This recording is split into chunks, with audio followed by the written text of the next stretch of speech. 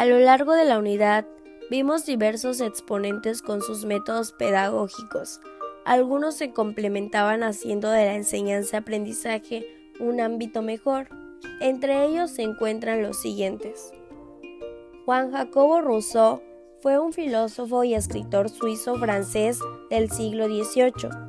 Dejó una profunda marca en la teoría educativa con su influyente obra Emilio o de la Educación. Su visión revolucionaria se centraba en la idea de que los niños son seres naturales y buenos por naturaleza, y la sociedad a menudo corrompe esa pureza. Rousseau abogaba por una educación basada en la naturaleza, donde la libertad y la curiosidad innata de los niños fueran respetadas y cultivadas. Para él, la educación debía centrarse en el desarrollo natural del individuo, permitiéndole explorar sus propios intereses y aprender de experiencias prácticas.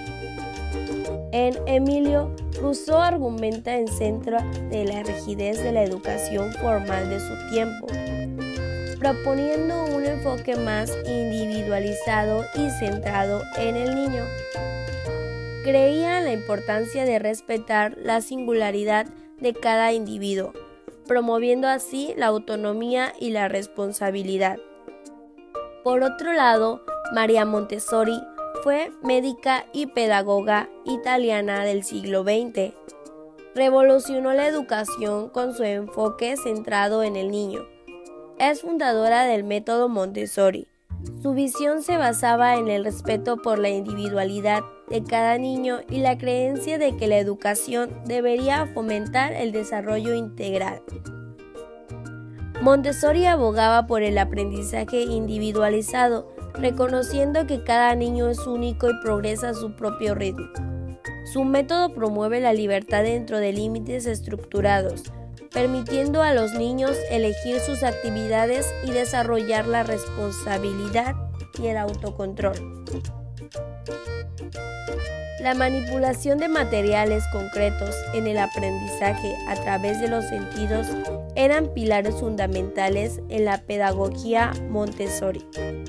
Asimismo, creía en la importancia de proporcionar un entorno preparado que estimulara la autoexploración y el descubrimiento. En el complejo entramado de teorías educativas, las contribuciones tanto de Juan Jacobo Rousseau y María Montessori siguen destacando como dos faros guías que han resistido la prueba del tiempo, proyectando su influencia en la educación actual con una fuerza inquebrantable. Rousseau, erigiéndose como el defensor de la libertad y la igualdad, en su obra magistral El contrato social, propuso también una visión educativa radicalmente diferente. Su enfoque, que desafía la noción tradicional de un educador como transmisor unilateral de conocimientos, aboga por una guía que inspire la autonomía y despierte la participación ciudadana. Este paradigma se entrelaza con la contemporaneidad al resaltar la importancia de respetar la individualidad de cada estudiante, adaptando la educación a sus necesidades específicas. En el extremo, María Montessori, pionera en su enfoque pedagógico, concibió la educación como un proceso natural de desarrollo. Su método, arraigado en la observación y la libertad guiada, establece un escenario donde los niños son agentes activos en su propio aprendizaje. La autonomía y la autodisciplina son los pilares sobre los cuales se erige su propuesta. En la contemporaneidad, las ideas de Rousseau y Montessori siguen siendo influyentes. La importancia de la autonomía y la libertad en la educación, propuestas por Rousseau, resuenan en enfoques pedagógicos actuales. La educación Montessori, con su énfasis en la individualidad, la experiencia práctica y el aprendizaje sensorial, ha ganado terreno globalmente, demostrando la duradera pertinencia de estos principios en la formación de individuos autónomos y creativos. Su legado persiste, impactando positivamente en la manera en que concebimos y practicamos la educación en la actualidad. Los aportes de Pestalozzi en la educación son numerosos. Él creía que la educación debía ser integral, es decir, que debía abarcar tanto la cabeza, la mano, el corazón de todo individuo. Algunas de sus aportaciones más destacadas son la práctica del juego y la experiencia en los procesos educativos, el énfasis de las manualidades y el dibujo, el desarrollo del lenguaje a través de conversaciones sencillas, la aportación de la afectividad, el ejercicio de la corporalidad y el canto. Esas son algunas de las aportaciones sobre Pestalozzi. Pestalozzi fue un reconocido pedagogo, educador y reformador suizo. Creía que muchos de los principales problemas de la sociedad se debían a resolver a través del trabajo de la educación básica. Desde su perspectiva, los maestros deben estar preparados para desarrollar a sus alumnos más allá de la impartición de conocimientos puntuales. Además, deben focalizarse en una educación integral a través de todos los aspectos posibles de la vida de sus alumnos. Pestalozzi fue el fundador de numerosas instituciones educativas en Alemania y Suiza, logrando prácticamente erradicar el alfabetismo en la región durante el siglo XVIII. Orientó su labor hacia la educación popular y se le reconoció por su lema: el aprendizaje por la cabeza, la mano y el corazón. Entre las aportaciones más destacadas se encuentran las ya nombradas.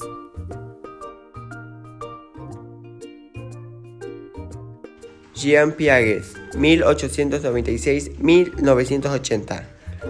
Fue un psicólogo suizo, fundador de la Escuela de Epistemología Genética. Es una de las figuras más prestigiosas y relevantes de la psicología del siglo XX. Es uno de los autores cuyas aportaciones han tenido más trascendencia dentro de la psicopedagogía. Fue biólogo de transformación, se convierte en psicólogo con el fin de estudiar cuestiones epistemológicas, estudia la génesis del conocimiento, desde el pensamiento infantil hasta el razonamiento científico adulto. Y como se construye, adopta la perspectiva del evolucionalismo de darwiniano, desde la que desarrollará sus investigaciones y construirá su propio sistema teórico. Entre los colaboradores y discípulos de su obra podemos destacar a Clap-Rept, Ingelder, Sinclair, Bonnet, Kuhl, Kamel, Debal y entre otros. Así se explica la denominación de epistemología a esta corriente, en el sentido de que enfatiza el propósito principal: comprender cómo el hombre alcanza el conocimiento objetivo de la realidad a partir de las estructuras más elementales presentes desde su infancia hasta su adultez. Los estudios que describe Piaget se pueden agrupar en tres grandes periodos. El primero, el periodo de la inteligencia sensorial. El segundo, el periodo de la inteligencia representativa o preoperatorio. Y por último, el periodo de la inteligencia operatoria. El pensamiento operatorio concreto comprende desde los 7 años u 8 años hasta los 11 a 12 años y conlleva un importante avance en el desarrollo del pensamiento infantil. Aparecen por primera vez operaciones mentales, aunque referidas u ligadas a objetos concretos. Entre las principales operaciones comprendidas en este estudio, Piaget señala la clasificación, la seriación y conservación y otras. Esas estructuras lógicas se van haciendo cada vez más complejas hasta culminar los 15 a 16 años.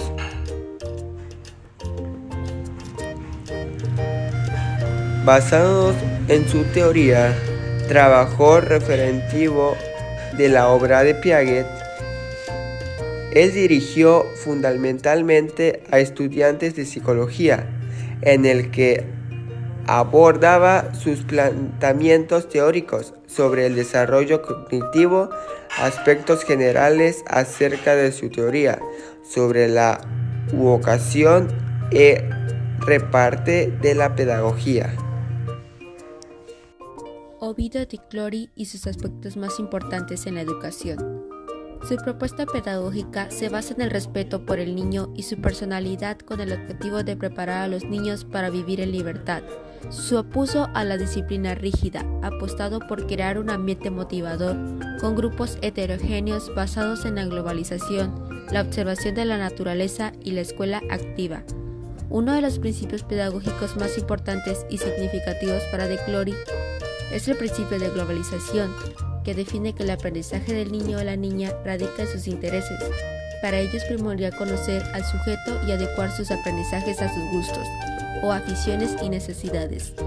El principio de globalización aplicado a nivel didáctico por de Clori es el método de centros de interés que define que el alumno o alumna aprende aquello que le llama la atención, y el método audiovisual para la escritura y lectura, el cual trabaja con ideas o visualizaciones de palabras. Método audiovisual busca desarrollar la lectura y la escritura por medio de integración de procesos de análisis y síntesis. Dentro del método ocurre la observación de los fenómenos haciendo uso de los sentidos, la asociación de palabras o ideas que generan construcciones más complejas, la expresión de construcciones propias del niño y la expresión abstracta para comunicar de forma escrita. Método de centros de interés. Busca proporcionar distintos ambientes y materiales que permiten el desarrollo de habilidades motrices, lingüísticas, cognitivas, entre otras. El método tiene el propósito de que el niño pueda aprender jugando, ya que de Clori comprendía que el juego en la infancia temprana es una actividad que tiene como características la libertad de elección y el placer, además de ser una forma de que ésta pueda pasar de ejercicios sensoriales a operaciones intelectuales, por medio de las manipulaciones del material educativo. Uno de los pensamientos más relevantes de Ovidio decía que la escuela ha de ser para el niño, no el niño para la escuela. ¿Qué quiere decir esto? Es un ser biológico que se adapta evolutivamente a los cambios del entorno. Es un ser viviente y por lo tanto resulta necesario que la escuela responda a condiciones biológicas. Sugiere que se le respete su originalidad como organismos. Este modelo propugnó el no dividir el tiempo diario en periodos establecidos, sino en dejar que las actividades fluyeran acorde con las etapas a través de las cuales un niño se pone en contacto con algo de su interés, mediante la observación, la asociación y la expresión. Los juegos, en particular los materiales creados por de Clori, son actualmente la base de muchos de los recursos gráficos que se utilizan para el aprestamiento de los niños y que tiene un valor en la medida en que sean el proceso final de un conjunto de vivencias concretas con esas nociones o aspectos que se le desea favorecer. Un aporte final lo constituye el concepto de evaluación diagnóstica que introdujo de Clori en la educación infantil, lo cual está relacionado con su preocupación por homogeneizar los grupos. El modelo de Cloriano se postula en los centros de interés como fórmulas de organizar las actividades del proceso educativo, así como las leyes fundamentales del trabajo pedagógico, ir de lo más concreto a lo abstracto, de lo simple a lo complejo, de lo conocido a lo desconocido, así como la importancia de considerar a la niñez como centros de todo proceso. Ovidio de Clori creó el Instituto de Enseñanza Especial para Niños Diferentes, donde elaboró una pedagogía psicológica ajustada a diversas anomalías de los alumnos. Aplica una metodología con el tema La escuela por la vida y para la vida. Dado el fuerte peso que es su concepción pedagógica, tenía el respeto por el niño y su personalidad. En este sentido, procuró que aquel que tuviera un lugar central en la institución escolar de modo que el niño se ocupara de responder a sus necesidades e intereses. Paulo Freire y sus aspectos más relevantes en la educación. Método de cultura popular. No hay cultura del pueblo sin política del pueblo. Su metodología se origina en la práctica social, después de la reflexión. Una pedagogía basada en la práctica sometida al cambio, evolución, dinámica y reformulación. Nadie educa a nadie, nadie se educa a sí mismo, los hombres se educan entre sí, con la mediación del mundo. Sus trabajos iniciaron con los hombres y mujeres no letrados. Enseñar exige escuchar, proceso de alfabetización, camino para la liberación, conciencia crítica por medio de la teoría y las praxis. Pedagogía del oprimido. El sujeto debe de construir su realidad a través de circunstancias que genera devenir cotidiano. Los textos se deben de analizar y reflexionar en relación al mundo que vive. Los sujetos no deben de adaptarse al medio, sino a lo reformulado. Pedagogía de la liberación. Educación liberadora. Es un proceso de concienciación de la condición social del individuo, que adquiere mediante el análisis crítico y reflexivo del mundo. Enseña, exige respecto a la autonomía del ser educador. Paulo Freire, una de las propuestas más importantes sobre la educación. El diálogo no impone, no manipula. Freire considera que cuando el rol del docente es enseñar únicamente transmitiendo conocimientos, lo que realmente está haciendo es domesticar a los alumnos. Por el contrario, cuando el proceso de aprendizaje se da a partir del diálogo o de un intercambio, se invita a la otra persona a ser parte activa de un proceso de reflexión. Enseñar es instaurar las condiciones para que cada persona pueda generar conocimientos. Enseñar no consiste únicamente en la transferencia de conocimientos, sino en enseñar un espacio en el que estudie y tenga herramientas necesarias para comprender diversas temáticas. Las alternativas más efectivas para lograrlo es que el docente fomente el diálogo constante con sus estudiantes, de manera que éste participe de todo el proceso. Una sociedad democrática nada tiene que ver con una persona en silencio. Este educador considera que una sociedad en la que la población no se expresa o vive en silencio poco tiene que ver con una sociedad democrática. A diferencia de ello, cuando las personas tienen una conciencia crítica, puede participar activamente de la sociedad, poniendo tantas ideas como soluciones. La investigación es fundamental para construir conocimientos. Para acercarse un paso más al conocimiento, siempre debe tener como bandera la curiosidad, una cualidad que invita al hombre a investigar, a buscar, a esforzarse por aprender desde su propia práctica. Sobre este punto, Freire agrega que toda la libertad de buscar e investigar de forma permanente es clave para vivir en un clima pedagógico. La alfabetización es la clave para liberar a los oprimidos. Entre sus diversas funciones, la alfabetización es clave para liberar a los oprimidos según Freire. Al tener la posibilidad tanto de hablar como de opinar, los oprimidos pueden construir su camino hacia la libertad, pudiendo así ser conscientes de su existencia y protagonistas de su propia historia. Ovidio di Clori y sus aspectos más importantes en la educación. Su propuesta pedagógica se basa en el respeto por el niño y su personalidad con el objetivo de preparar a los niños para vivir en libertad.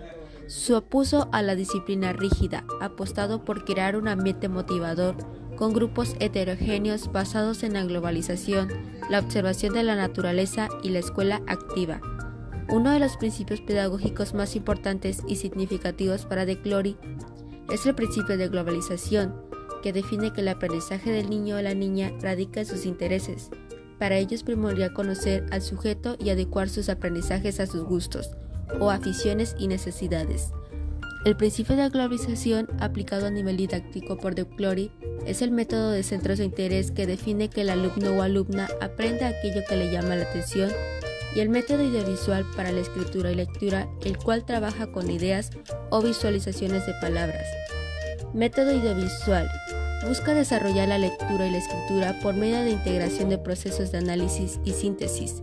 Dentro del método ocurre la observación de los fenómenos haciendo uso de los sentidos, la asociación de palabras o ideas que generan construcciones más complejas, la expresión de construcciones propias del niño y la expresión abstracta para comunicar de forma escrita. Método de centros de interés. Busca proporcionar distintos ambientes y materiales que permiten el desarrollo de habilidades motrices, lingüísticas, cognitivas, entre otras. El método tiene el propósito de que el niño pueda aprender jugando, ya que de Clory comprendía que el juego en la infancia temprana es una actividad que tiene como características la libertad de elección y el placer, además de ser una forma de que ésta pueda pasar de ejercicios sensoriales a operaciones intelectuales, por medio de las manipulaciones del material educativo. Uno de los pensamientos más relevantes de Ovidio decía que la escuela ha de ser para el niño, no el niño para la escuela. ¿Qué quiere decir esto? Es un ser biológico que se adapta evolutivamente a los cambios del entorno. Es un ser viviente y por lo tanto resulta necesario que la escuela responda a condiciones biológicas. Sugiere que se le respete su originalidad como organismos. Este modelo propugnó el no dividir el tiempo diario en periodos establecidos, sino en dejar que las actividades fluyeran acorde con las etapas a través de las cuales un niño se pone en contacto con algo de su interés, mediante la observación, la asociación y la expresión. Los juegos, en particular los materiales creados por de Clory, son actualmente la base de muchos de los recursos gráficos que se utilizan para el aprestamiento de los niños y que tiene un valor en la medida en que sean el proceso final de un conjunto de vivencias concretas con esas nociones o aspectos que se le desean favorecer. Un aporte final lo constituye el concepto de evaluación diagnóstica que introdujo de Clory en la educación infantil, lo cual está relacionado con su preocupación por homogeneizar los grupos. El modelo de Cloriano se postula en los centros de interés como fórmulas de organizar las actividades del proceso educativo, así como las leyes fundamentales del trabajo pedagógico, ir de lo más concreto a lo abstracto, de lo simple a lo complejo, de lo conocido a lo desconocido, así como la importancia de considerar a la niñez como centros de todo proceso. Ovide de Clory creó el Instituto de Enseñanza Especial para Niños Diferentes, donde elaboró una pedagogía psicológica ajustada a diversas anomalías de los alumnos. Aplica una metodología con el tema La escuela por la vida y para la vida. Dado el fuerte peso que es su concepción pedagógica, tenía el respeto por el niño y su personalidad. En este sentido, procuró que aquel que tuviera un lugar central en la institución escolar de modo que el niño se ocupara de responder a sus necesidades e intereses. Paulo Freire y sus aspectos más relevantes en la educación. Método de cultura popular. No hay cultura del pueblo sin política del pueblo. Su metodología se origina en la práctica social, después de la reflexión. Una pedagogía basada en la práctica sometida al cambio, evolución, dinámica y reformulación. Nadie educa a nadie, nadie se educa a sí mismo, los hombres se educan entre sí, con la mediación del mundo. Sus trabajos se iniciaron con los hombres y mujeres no letrados. Enseñar exige escuchar, proceso de alfabetización, camino para la liberación, conciencia crítica por medio de la teoría y las praxis. Pedagogía del oprimido. El sujeto debe de construir su realidad a través de circunstancias que genera devenir cotidiano. Los textos se deben de analizar y reflexionar en relación al mundo que vive. Los sujetos no deben de adaptarse al medio, sino a lo reformulado. Pedagogía de la liberación. Educación liberadora. Es un proceso de concienciación de la condición social del individuo, que adquiere mediante el análisis crítico y reflexivo del mundo. Enseña, exige respecto a la autonomía del ser educador. Paulo Freire, una de las propuestas más importantes sobre la educación. El diálogo no impone, no manipula. Freire considera que cuando el rol del docente es enseñar únicamente transmitiendo conocimientos, lo que realmente está haciendo es domesticar a los alumnos. Por el contrario, cuando el proceso de aprendizaje se da a partir del diálogo o de un intercambio, se invita a la otra persona a ser parte activa de un proceso de reflexión. Enseñar es instaurar las condiciones para que cada persona pueda generar conocimientos.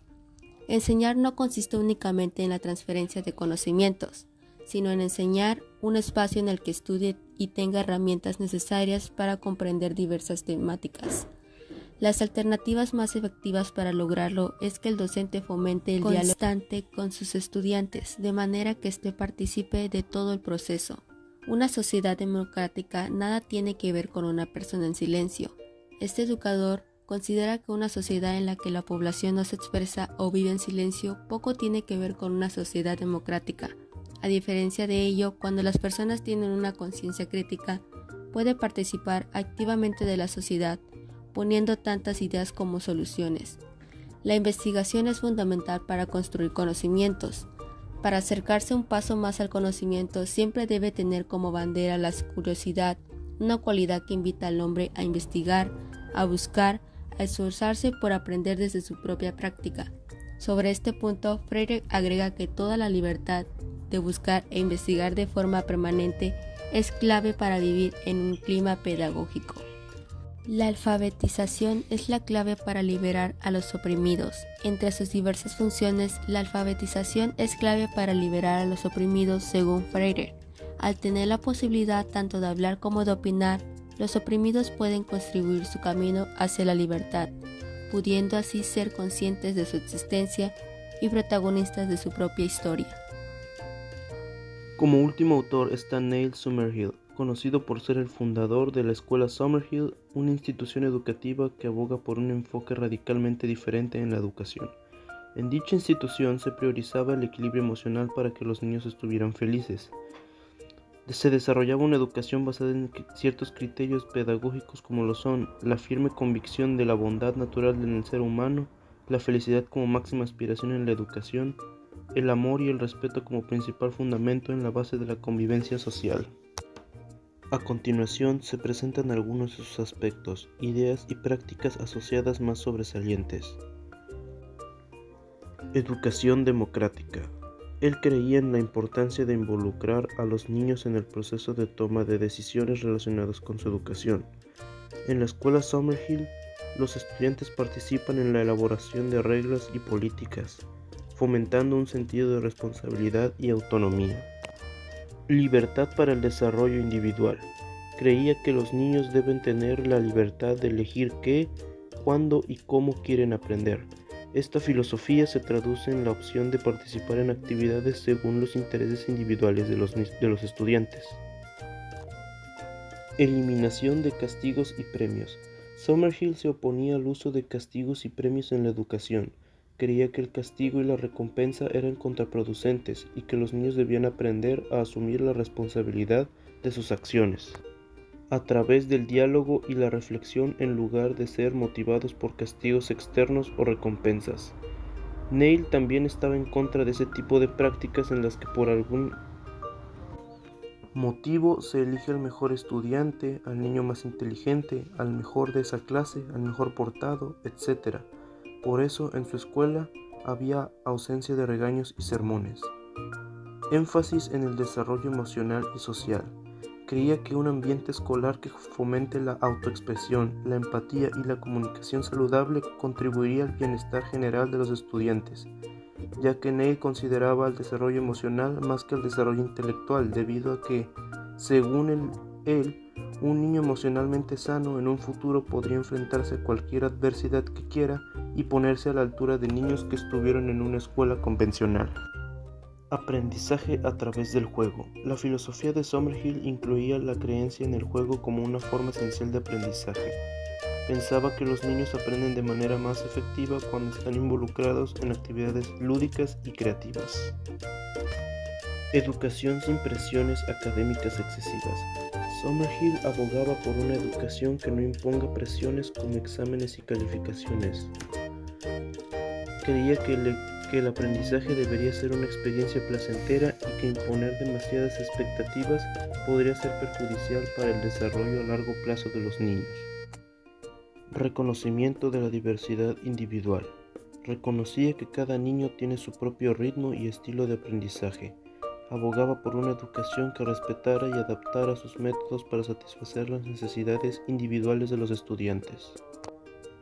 Con esto, Neil Summerhill desafiaba las normas educativas convencionales de su tiempo y proponía un modelo educativo basado en la libertad y la participación activa de los estudiantes. Su trabajo ha dejado una huella significativa en la historia de la pedagogía y sigue siendo estudiado y debatido en el ámbito educativo. Para terminar, la pedagogía ha evolucionado a lo largo de los años gracias a las contribuciones de muchos teóricos, por ejemplo los nombrados Montessori, Pestalozzi, Piaget, Freycinet, Neil, De Clory y Rose. Cada uno de ellos ha dejado una huella en la educación moderna y sus ideas han sido adaptadas por muchos educadores en todo el mundo. Montessori, su método se centra en el aprendizaje a través de experiencias y exploración, más en la educación infantil. Pestalozzi, él cree que muchos de los principales problemas de la sociedad se debían resolver a través del trabajo de la educación básica. Piaget, su teoría ha llevado a un cambio en la forma en que se enseñaba a los niños, enfocado en el aprendizaje a través de experiencias y contribuciones del conocimiento.